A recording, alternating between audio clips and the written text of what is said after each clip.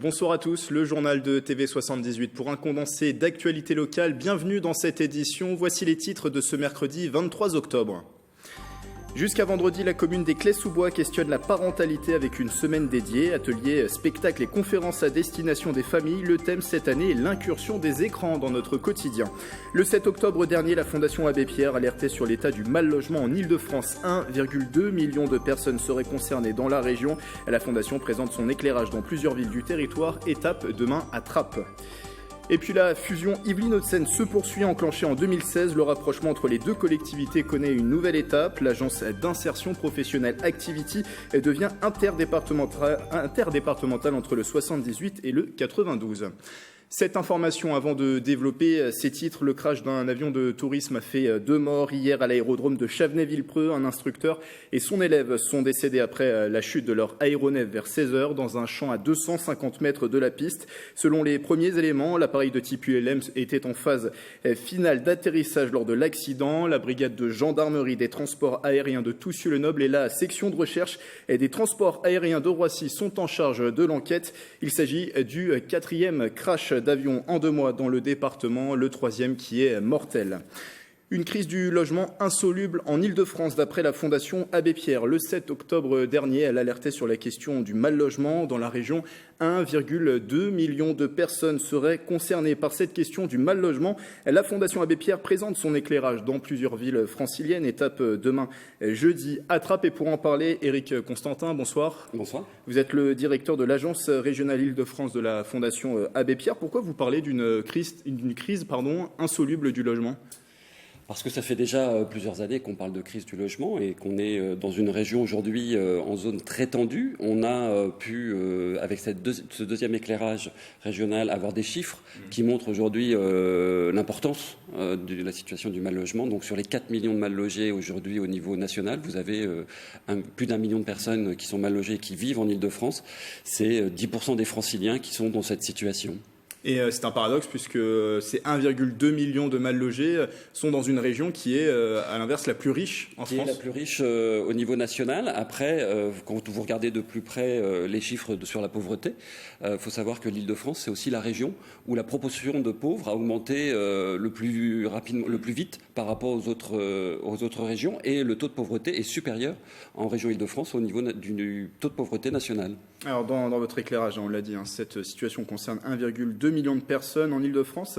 À partir de quel moment on est considéré comme mal logé ?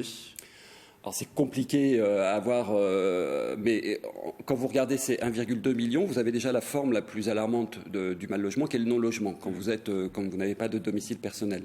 Au-delà, vous avez toutes ces personnes qui sont dans des situations de logement dégradées, inconfortables, avec des risques parfois pour la santé ou la sécurité. Et puis vous avez aussi toutes les personnes qui sont dans des logements trop petits par rapport à leur composition familiale. Et on entend trop petit à partir du moment où vous avez plus 2 pièces en moins par rapport à votre composition. Et puis, à la marge, mais il ne faut pas les oublier, vous avez aussi les gens du voyage aujourd'hui, avec quelques centaines de personnes qui sont coincées dans des aires d'accueil, faute d'avoir des terrains familiaux, alors qu'ils peuvent être en voie de sédentarisation. Et comment on l'explique alors aujourd'hui, cette crise du logement ? Est-ce qu'il faut trouver une raison dans les logements sociaux, le rythme de construction qui n'est pas respecté ? Est-ce que c'est l'une des raisons ? Il y en a d'autres, j'imagine. Alors, vous avez raison, il y a 2 aujourd'hui de constante. C'est une dynamique insuffisante dans la construction de logements, y compris de logements sociaux. Paradoxalement, parce que cette région est pleine de paradoxes. Paradoxalement, la région Île-de-France est aussi la région qui produit le plus de logements sociaux, mais on a pris du retard. On n'a jamais été au niveau des objectifs qu'on s'était assignés depuis les années 90. On est à 50, 60. Maintenant, depuis 2010, on doit être à 70 000 logements par an. On est depuis 2010 en retard. Donc on sait que maintenant, il faut passer à 78 000 logements par an pour rattraper ce retard et aussi pouvoir permettre aux gens de se loger correctement. De fait, pas suffisamment de logements. Vous avez des coûts du logement qui ont explosé, avec, même si en Île-de-France, les salaires sont supérieurs à la moyenne nationale, en moyenne 25% supérieurs à la moyenne nationale, mais la location, c'est 52% plus cher. Et n'en parlons pas de l'acquisition, on est là à 160% plus cher en Île-de-France qu'au niveau national. Alors avec cet éclairage régional et cette série de tables rondes dont on va parler dans un instant, que vous organisez sur le territoire, quel est l'objectif finalement? C'est de remettre cette question du mal logement au cœur du débat sur le logement, le débat actuel sur le logement? C'est remettre la question du logement, et c'est aussi surtout remettre les personnes mal logées au cœur du débat, puisqu'il ne faut pas oublier que derrière tout ce chiffre, et on dit beaucoup de chiffres, il y a quand même des situations familiales, personnelles. Vous avez des personnes isolées, vous avez des femmes avec enfants, vous avez des couples qui vivent une situation dramatique. Donc c'est déjà reparler des personnes et de cette diversité, et puis d'aller effectivement sensibiliser, parler, interpeller. On est aussi dans une phase intéressante, puisque nous allons avoir des municipales l'année prochaine, des régionales l'année suivante. Donc on est aussi là pour sensibiliser les élus à ce qui se passe sur le territoire francilien. Donc c'est pour ça que vous allez dans différentes villes franciliennes là sur. La raison est simple, on ne peut pas parler d'un éclairage régional si on ne va qu'à Paris.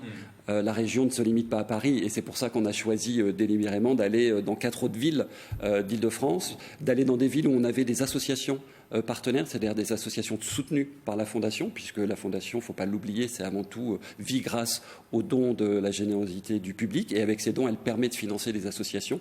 Donc nous avons choisi 4 villes. Nous sommes allés à Vitry, à Clichy-sous-Bois la semaine dernière, donc nous serons à Trappes demain, et la semaine prochaine, nous irons à Clichy-la-Garenne. Et quel est le bilan pour le moment de ces tables rondes? Est-ce que ça intéresse justement cette thématique? Oui, les tables rondes aujourd'hui, les salles sont complètes. Et il y a aussi une interaction, c'est aussi ça qui est intéressant, c'est-à-dire que vous avez des questions qui sont posées, par exemple à Clichy-sous-Bois, on a parlé de la prévention des expulsions. Vous aviez des personnes de Paris, du Val-de-Marne, qui venaient aussi proposer des solutions, puisque l'expulsion est un phénomène aujourd'hui en augmentation en Île-de-France, et on est une région qui expulse beaucoup avec une logique répressive. Donc c'est aussi important de faire discuter des personnes qui ne sont pas forcément sur les mêmes territoires et qui ont peut-être des choses à s'apporter. Parce qu'à chaque table ronde, même si il y a en début à chaque fois la représentation de cet éclairage, il y a une thématique propre à chaque fois. À Trappes demain, 14h, salle Graveau. La question posée, c'est est-ce que la dématérialisation est un plus pour l'accès au logement des jeunes?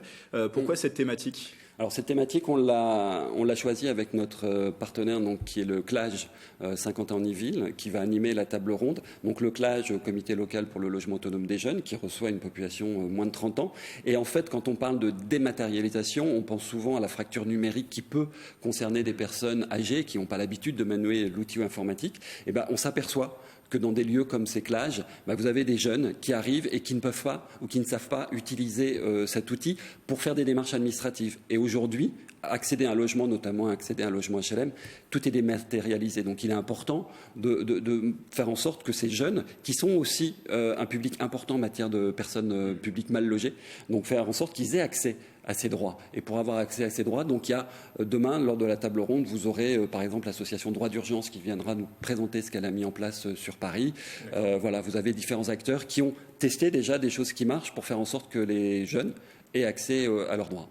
Le programme, j'imagine, c'est la présentation de cet éclairage, des échanges et de faire participer aussi le public présent. Voilà, on est ouvert au public, on est sur une présentation et après des questions-réponses. C'est aussi la Fondation présente son regard, donc tout le monde ne sera peut-être pas forcément d'accord avec ce que nous avançons, mais c'est aussi ces moments de débattre avec les habitants, les franciliennes, les franciliens qu'on rencontre. À Vitry, on avait beaucoup d'habitants des quartiers populaires qui sont venus aussi proposer, puisque c'est aussi dans notre éclairage un des axes, un des enjeux qu'on soulève, c'est-à-dire de la participation des habitants à résoudre et à répondre à leurs besoins et à proposer, être force de proposition. Et on rappelle que cette table ronde est au programme demain jeudi à Trappes, accueil dès 13h30. Le début, c'est à 14h à la salle Graveau et on peut s'inscrire via le lien qui s'affiche en bas de l'écran. Merci Éric Constantin d'être passé en plateau. Je rappelle que vous êtes le directeur de l'agence régionale Île-de-France de la Fondation Abbé Pierre. Dans l'actualité, toujours du côté de Trappes, une œuvre détériorée, la sculpture de Nicolas Sanne, installée la semaine dernière place Arnaud Beltrame, a été taguée de couleur blanche. La réalisation a été peinturlurée. Dans un communiqué, Trappes s'est indigné de cet acte, une atteinte au bien public et à la propriété intellectuelle, écrit la ville. Rappelons que l'œuvre a été érigée sur la place Arnaud Beltrame en hommage au lieutenant-colonel de gendarmerie tué dans l'attentat de Trèbes le 23 mars 2018. Il avait pris la place d'un otage.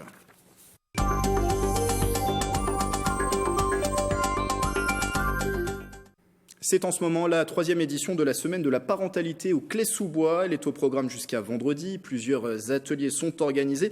Parmi eux, un atelier de massage pour bébés à l'espace Jacqueline Auriol. Ce matin, Manon Varaldo a assisté à cette animation. On enlève les tensions. Angelo semble plus détendu et cela grâce au massage. Sa mère Catherine est venue assister à cet atelier dirigé sous les conseils de Séverine. On lui montre qu'on se prépare, on se réchauffe les mains. Petite pression sur les pieds, massage papillon pour les jambes, la mère de famille apprend les bons gestes pour un massage relaxant. Il ne faut jamais lâcher le contact avec son bébé lors du massage. L'enfant doit toujours vous sentir. Vous pouvez placer vos pouces au niveau du front et vous lissez. 1, 2, 3 petits jets et on lisse les sourcils. Ils n'ont pas de cernes. Ces massages stimulent le développement sensoriel. Il est conseillé de les faire sur le lit parental et d'instaurer un rituel, lumière tamisée et musique calme en fond. C'est un massage bien-être, pas un massage thérapeutique et c'est surtout un moment privilégié entre l'enfant et son parent. Des massages au visage sont également appris lors de l'atelier. Ils peuvent soulager notamment la poussée des dents des tout-petits. La mère d'Angelo profite de ce moment de partage avec son fils. C'est pour créer un lien et que ça permet de se détendre, passer un moment privilégié ensemble et faire une petite parenthèse dans la vie du quotidien. Ça me donne encore plus envie de poursuivre dans ce sens-là et puis d'apprendre des nouveaux gestes pour masser mon bébé. J'ai l'impression que ça lui a fait du bien, donc c'est que du bonheur. Un moment de douceur entre parents et enfants qui se reproduira à domicile. Et pour parler justement de cette semaine de la parentalité, Cécile Lagall, bonsoir. Bonsoir. Vous êtes la responsable du service jeunesse et vie de quartier au Clé-sous-Bois, une 3e édition de cette semaine qui a démarré depuis le 16 octobre. Est-ce que le succès déjà est au rendez-vous cette année ? Oui, on a eu beaucoup de nouvelles personnes qui sont venues nous voir et ça s'explique aussi par la diversité des actions qu'on a pu mettre en place cette année et c'est agréable. On aura l'occasion de présenter le reste des animations pour la semaine. Pourquoi organiser cet événement à la base ? Est-ce qu'il y avait une demande des parents d'être orientés, d'être aidés dans leur parentalité ? Oui, et c'est surtout une des missions d'un centre social, c'est le soutien à la parentalité aux familles. Donc, du coup, on a voulu créer un événement autour de thèmes du quotidien pour les familles, mais le thème de cette année, les écrans entre passion et poison, c'est surtout un thème d'actualité et c'est à la demande du public, des partenaires aussi, et ça fait partie de notre quotidien aujourd'hui. Et du coup, les objectifs de l'événement, c'est informer, sensibiliser sur ces thématiques ? C'est informer, sensibiliser, dédramatiser aussi, puisque et apprendre à vivre avec et avoir une certaine éducation pour éviter qu'on ait des dérives. Et vous le disiez, c'est important de donner ces clés aux parents, ça fait partie des missions d'un centre social ? Oui, tout à fait. Alors vous le disiez, le thème cette année, l'incursion des écrans dans notre quotidien, avec forcément la télé, les ordinateurs, le smartphone, la tablette, même les objets connectés maintenant, ils se sont multipliés dans le quotidien des foyers et ça influence forcément la vie des foyers, justement. Oui.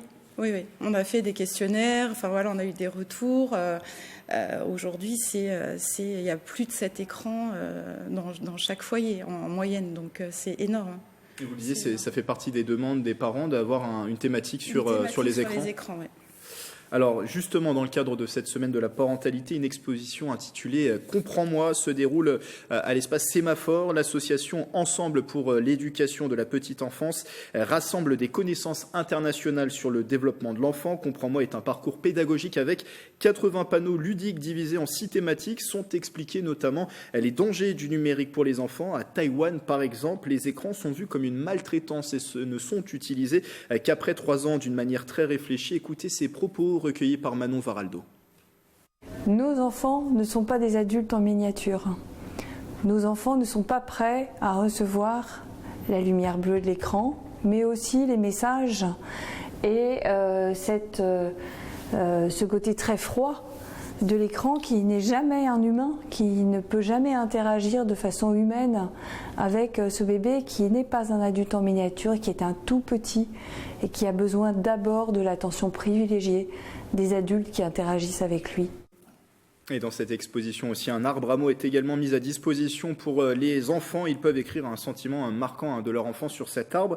On l'a vu, et pas que les enfants d'ailleurs, les parents aussi, c'est important de le préciser. On l'a vu dans cette exposition, les écrans, ils peuvent avoir des effets positifs dans le développement de l'enfant, mais ça peut aussi avoir un aspect négatif, oui. C'est ça ? Si c'est mal utilisé et si c'est trop tôt, effectivement.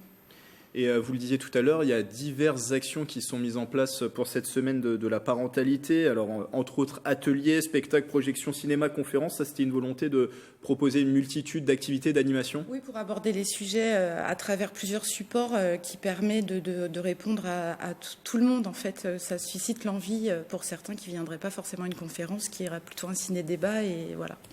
Donc, alors, qu'est-ce qu'il y a pu avoir, par exemple, comme animation là, depuis une semaine ? Quelques exemples. Il y a eu, comme vous l'avez vu dans le reportage, des ateliers massage bébé et de portage aussi. Il y a eu, on a fait un partenariat avec une école maternelle où on a invité l'ensemble des parents à venir découvrir comment construire des jeux facilement avec des choses du quotidien et partager des moments de jeux de société, etc. Et puis on a fini avec un repas partagé et un spectacle de théâtre forum sur les thématiques des écrans. Et puis d'autres pour les plus petits, là c'était le spectacle. Parce qu'une importance, c'est de finalement permettre aux parents de passer un moment avec leurs enfants. Tout à fait, et que les écrans ne deviennent pas les écrans baby-sitters comme on peut l'entendre beaucoup dans l'actualité. Et donc ça, c'est pour le programme qui est déjà passé. Ça se poursuit jusqu'à vendredi. Qu'est-ce qu'il reste au programme ? Alors, il y a une nocturne de l'exposition qu'on a vue demain jusqu'à 20h au centre social, le Sémaphore. Voilà, il reste un ciné-débat demain matin sur les mondes de Ralph. On a encore un spectacle en direction des parents des adolescents vendredi soir. C'est du théâtre forum aussi. C'est le même spectacle que pour les petites vendredi dernier, mais là, c'est adapté pour les plus grands. Donc, voilà, il reste des ateliers de codage pour apprendre autrement. Enfin voilà, il y a encore une multitude de petites choses. Plein d'animations qu'on retrouve sur le site internet des Clés-sous-Bois qui s'affichent. Ces animations, elles sont gratuites ? Oui, sauf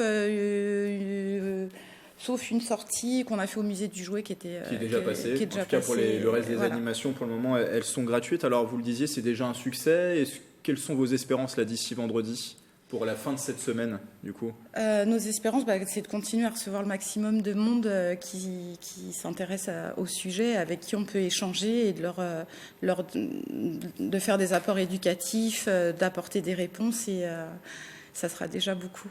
Et cette troisième semaine de la parentalité, elle est jusqu'à vendredi, je le disais, l'ensemble du programme à retrouver sur le site internet des Clés-sous-Bois. Merci Cécile Lagal d'être venue en plateau, responsable du service jeunesse et vie de quartier pour cette commune des Clés-sous-Bois.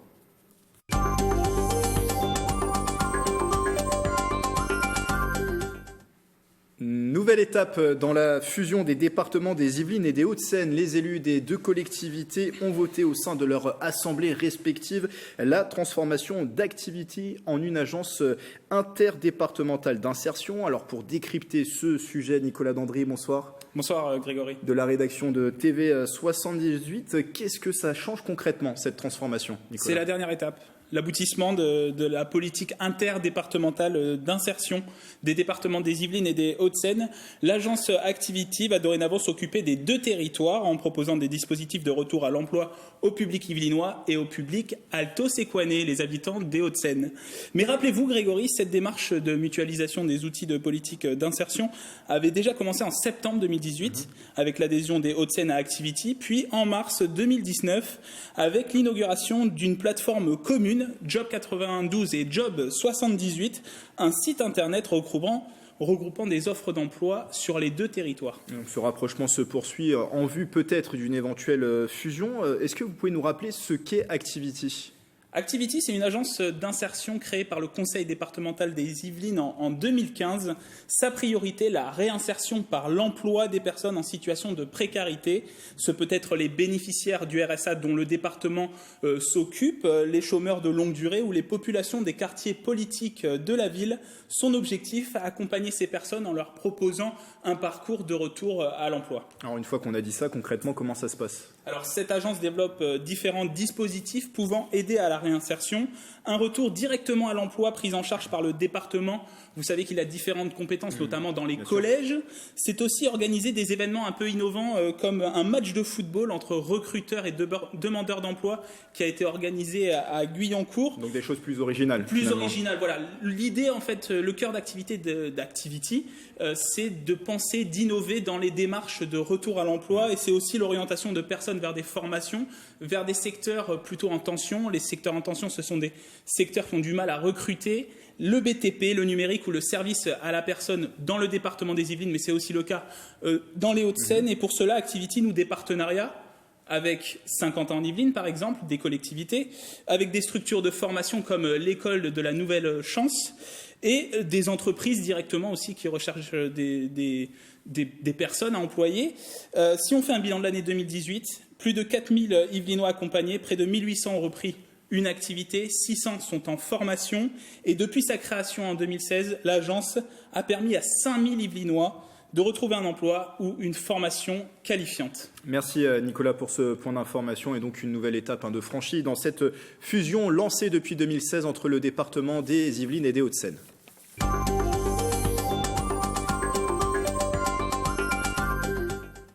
Mercredi, jour de sortie au cinéma, jour de notre petit tour. Vous en avez l'habitude dans les salles du territoire. Ce midi, Patrick Jacques de Dixmude et Mickaël Elmidoro sont allés recueillir quelques avis en sortie de salle à l'UGC SkyWest. Premières impressions notamment sur Hors Normes, co-réalisé par le Versaillais Eric Toledano et sur le film d'animation Abominable.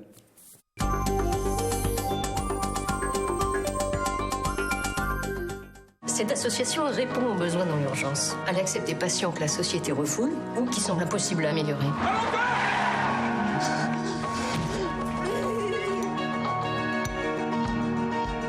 Je le recommande vraiment, allez voir ce film, c'est vraiment un super film. Et à tout point de vue, vraiment. Très, très émouvant en tous les cas, c'est touchant. C'est éprouvant et en même temps c'est merveilleux ce qu'ils font. Vraiment très juste, avec un jeu d'acteur fantastique et puis une certaine réalité qui nous laisse pantois. Qu'ils arrivent à les sortir un petit peu quand même du néant. Salut petit ou petite. Oui, je confirme, t'es bien un garçon. Je sais pas d'où tu viens. Alerte rouge! Il s'est échappé. Je veux récupérer mon Yeti! J'ai adoré, c'était trop cool. J'ai bien aimé le film parce qu'il a bien été réalisé. C'est très bien. Il faut protéger les animaux. C'est pour les enfants, c'est un bon moment, il y a des musiques sympas, c'est joli. C'est une histoire qui se laisse regarder. C'est plutôt familial. Tout le monde peut y aller, les petits, les grands, les moyens, pour tout le monde.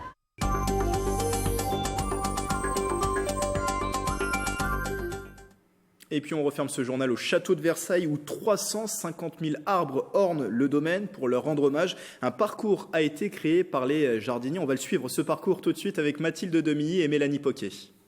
Les arbres ne sont pas que des monuments de sève et de bois.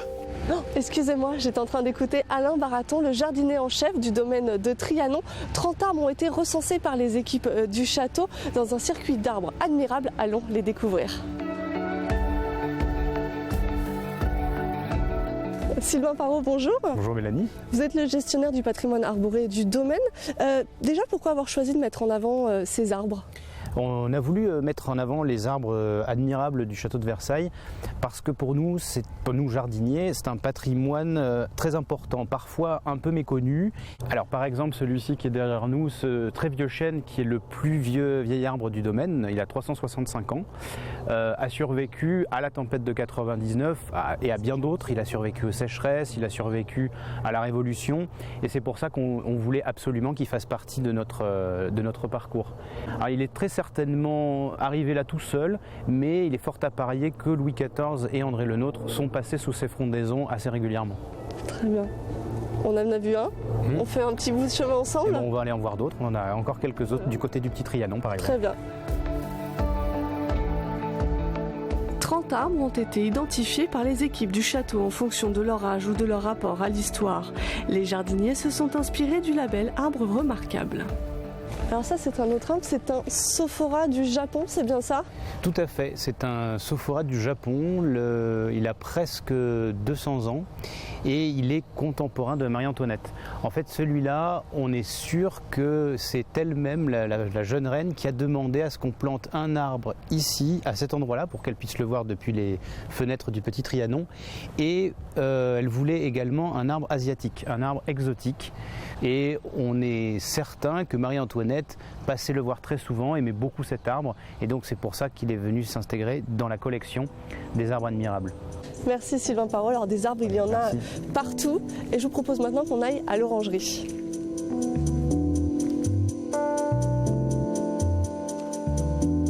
À l'orangerie, 5 spécimens ont été identifiés. Alors voilà un grenadier, moi je les aime beaucoup parce que j'aime l'aspect torturé comme ça du tronc. Ce côté un peu baroque associé à la régularité. Là on est vraiment dans le jardin, on va dire régulier, ce jardin maîtrisé ou cette nature maîtrisée par l'homme. Pour profiter de ces arbres admirables, il ne vous faut pas grand-chose, il vous faut votre téléphone, des écouteurs. Téléchargez l'application, il ne vous reste plus qu'à en profiter. Moi, il m'en reste encore une vingtaine, je vais y aller. Voilà, c'est la fin de ce journal. Merci de l'avoir suivi. Belle soirée sur TV78.